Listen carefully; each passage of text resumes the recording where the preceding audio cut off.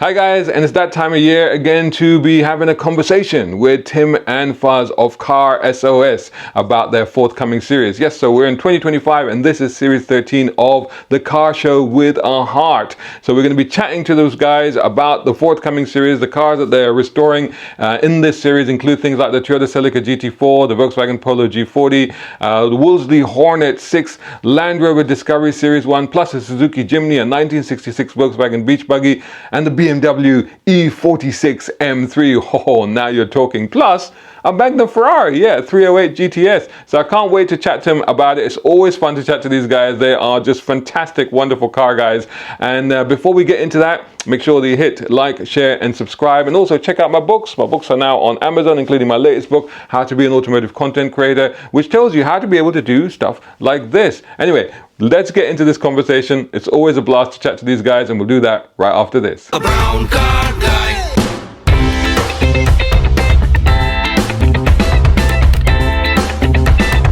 Brown car guy. How you doing? Yeah, we're right, mate. How you doing? How are you doing? What's going on? I'm good. Cabinet behind you, is that a Millennium Falcon at the top? The Enterprise, actually. Oh, it's easy. I can see the round bit. There we are. Oh, yes. It's the NCC 1701. It's the original one. Yeah. So, are you more Star Wars? I'm Star Wars. You got it blurred, Chaz. You got everything blurred, mate. I don't You know. got it blurred. We can't see it well enough. Come on, take it off blur. I don't know how to do that. We know you've got IKEA curtains. John Lewis, actually. Are they? Yeah, you see. Not everybody's as much of a cheapskate as you. Oh no, it's got even more blurred. Mate, IKEA's too expensive for me, man. Seriously. Oh, listen, shop, baby. I don't know how to unblur it, but Okay. hang on, if you want to see it. Oh, well, don't worry about it. No, I want to see it. It was just being nosy. No, yeah. Oh, look at that. There we go. Can you see it? Go on, I can speaking. see it. Oh, yes. Yeah.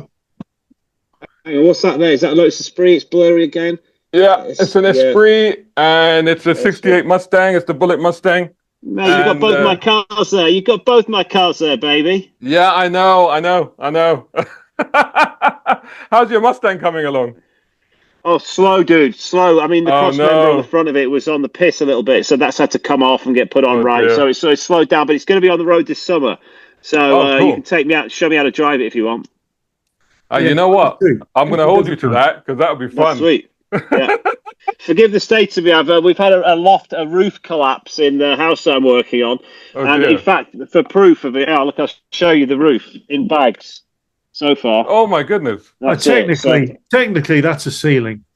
That's a bit dramatic saying it's a roof. And these are the guys that the world trusts to restore their cars.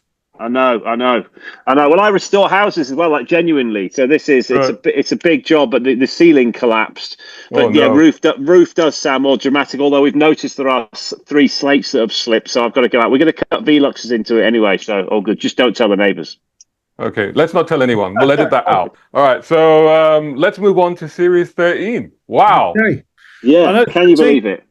I know that's I mean, astounding, really, astonishing that. But yeah, it's great that 1, we'll never run out of cars, and 2, never run out of stories as well, because there are so many out there, so many compelling stories. We've aged with you, Shaz. That's the thing. We knew you before facial hair. Sure, you didn't have any. You couldn't grow any facial hair when we first. No. I've had a white beard for a while. I'll tell you that much. I'll tell you the 3 episodes that I've seen, because they were very kind to share some with me, and I saw the Toyota Celica GT4, which was amazing. Yeah. Love that car. The Mazda MX-5, which I can't believe how an MX-5 got as bad as that, and then the Beach Buggy, which was beautiful by the time that you finished with it. It was absolutely gorgeous. Yeah. Well, there are three cars there, to start with. I mean, that GT4, the Celica GT4, the Carlos Sainz edition, such a rare car. What was it? 440 of them, sold into the UK in the first place, and only 5,000 globally. So for us to get our hands on one was quite a rare thing. So it was, it was a real sort of lesson in 90s sort of hot Japanese cars, really. There's a lot of homologation, bit of homologation chucked in there. And from me, I'll tell you what, going out with Nicky Grist, Collins, Colin's co-pilot. I mean, what you can tell. I mean, here's the thing, right? So normally you'll know the show well enough to know we have a pristine in it where Fuzz and I go out in the car together. This was the first episode where they chose not to go with that. They went with the fact that we had this legend on screen. And what you didn't see in the show is that I was terrified. He had this car sideways. I won't tell you where. Obviously, legally. In every sense of the word, legally, but it was legally sideways, obviously within the speed limit, and it was closed roads driven by a professional. Correct. Do not try this at home, otherwise you'll mess up your carpets and destroy your furniture. So absolutely, yes. There's the disclaimer. Yeah.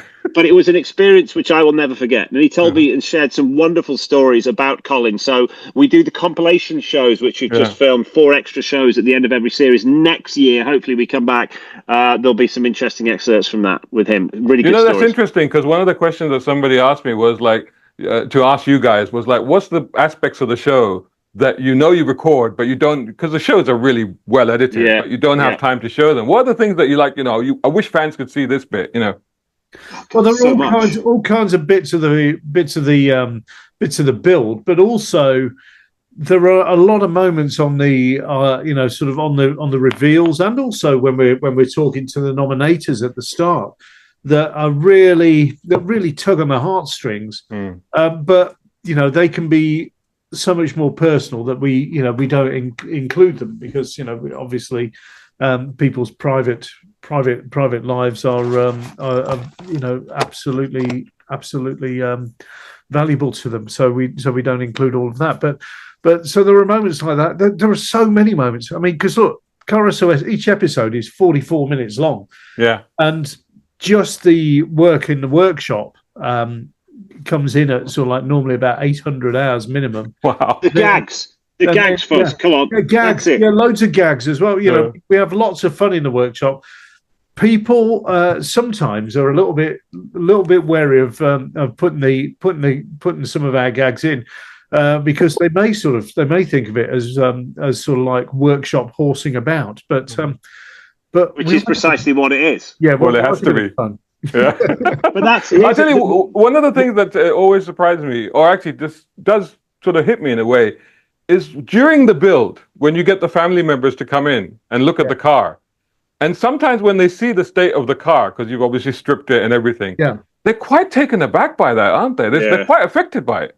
Well, they can be because, it's not real until then. And until that point, they've only seen that car as maybe a slightly down at heel version of itself, but at least it was all there in one place. And then when they come in and see it at in the workshop, and it might be painted, but there's not there normally, and it's like, okay, well, it's only 2 weeks until Shaz, you know what? Back.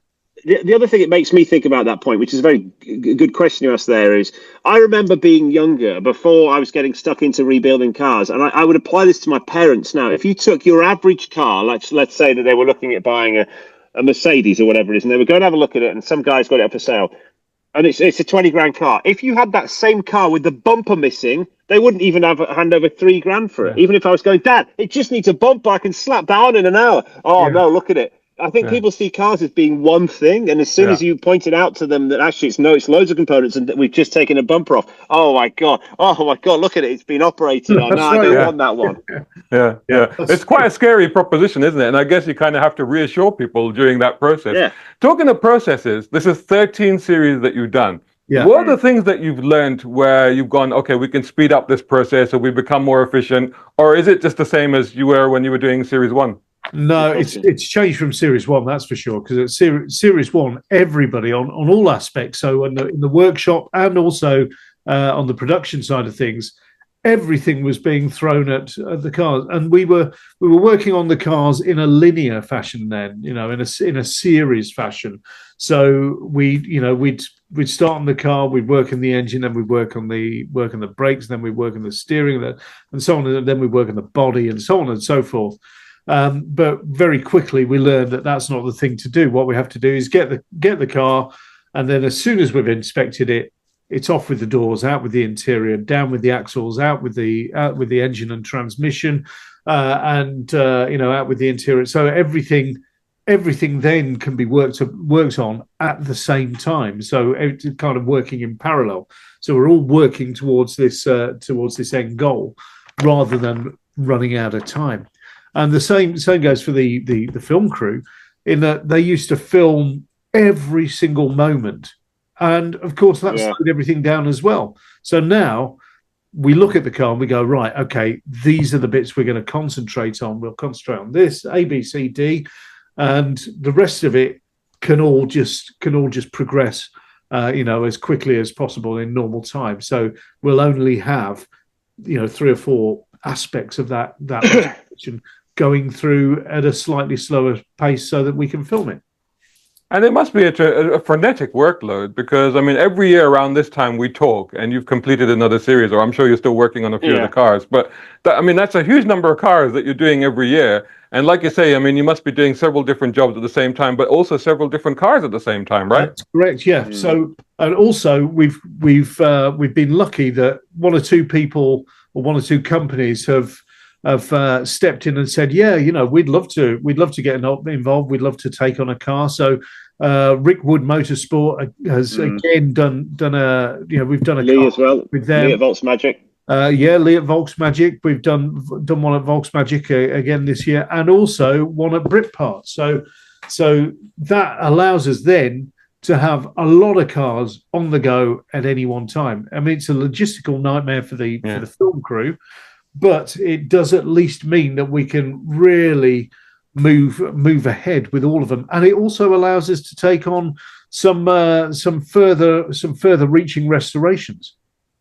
One of the cars that you're tackling, which it's not an episode that I've seen, but I've seen from the press release, is a Ferrari 308 GTS. This is the Magnum Ferrari, right? Yeah, that's right. I can tell you, it was very, very well as well. It was that car was perhaps a year. So this is the steel one, not the fiberglass one, then. It's about steel and fiberglass, but both. But I can tell you that car was probably a year away from just collapsing on itself and needing. I said to Rick, I remember saying to Rick, what would you put a value of this car at? As it is on the day we picked it up, he went $9,000.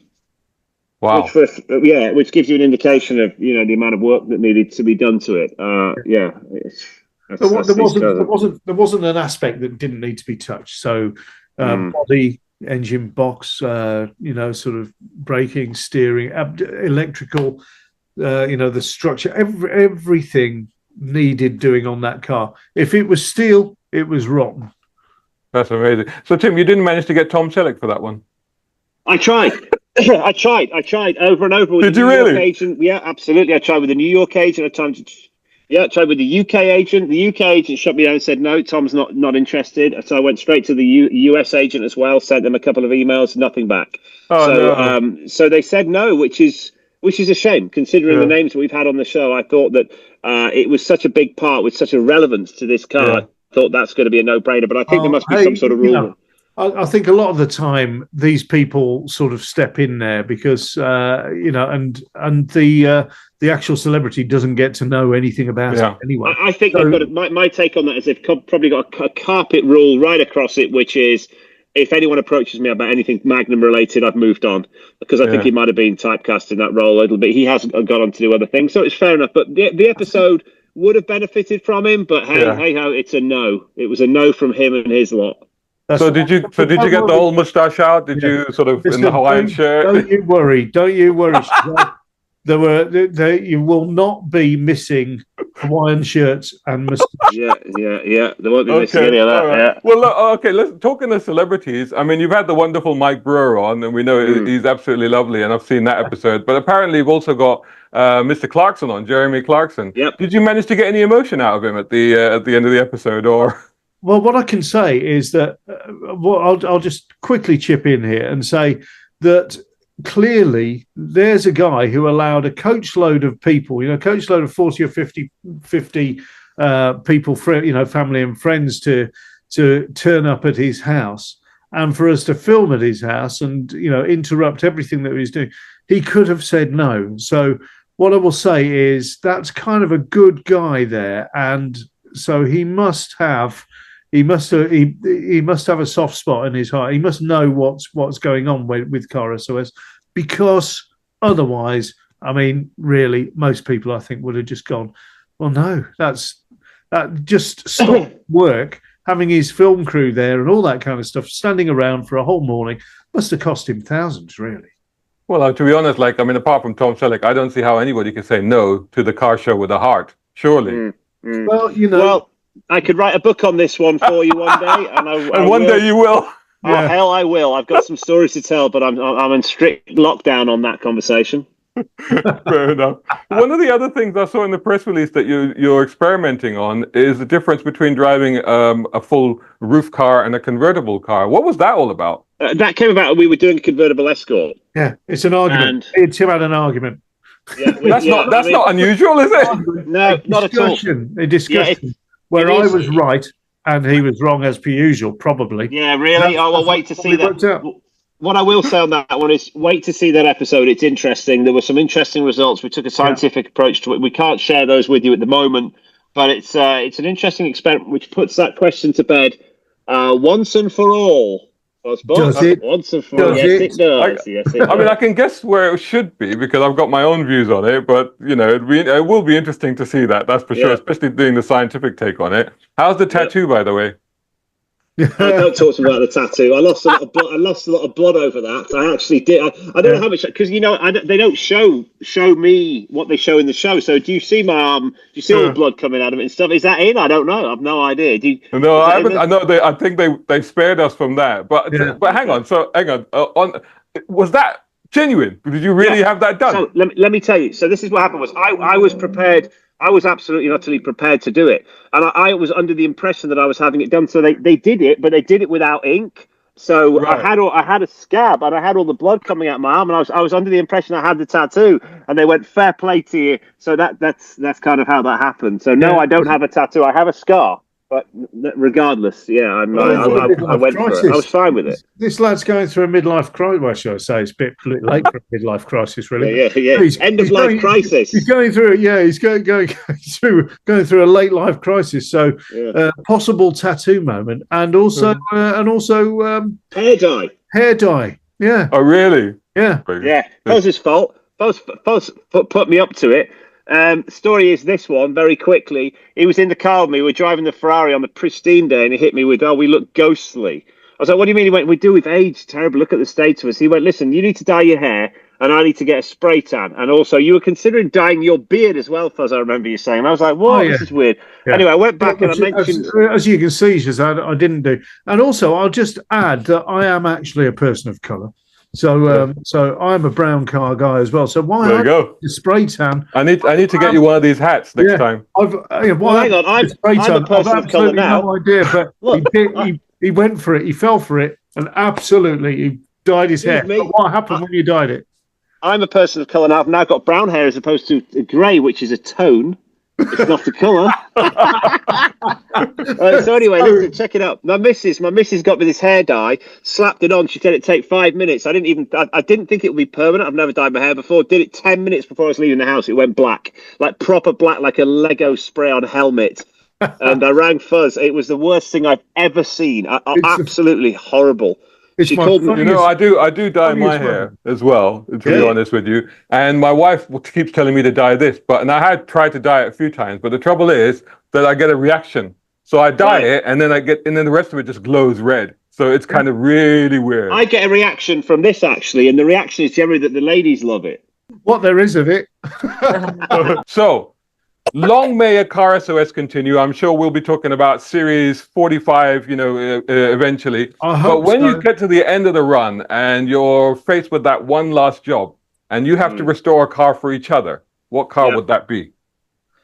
I would restore an Austin 7 Chummy for Tim, because that's the only way that he's going to get. He would never buy one for himself. So I'll buy one, restore it for him, so that he can then learn the joys of driving around in a little Austin 7, and he'll be into it. By that time, he will be properly into it. I'd restore Fuzz with a Liberty Walk kit, a Nissan 350Z in pink.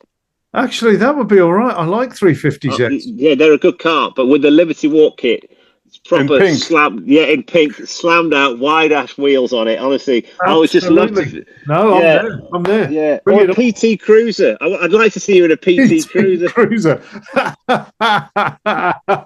think that would be great. I'll tell you what, that is going to come. The day of us doing a PT Cruiser, I think is only around the corner. Well, I'll look forward to interviewing you on those two cars in the year 2050. So that'll be awesome. Okay. Thank you so much, guys.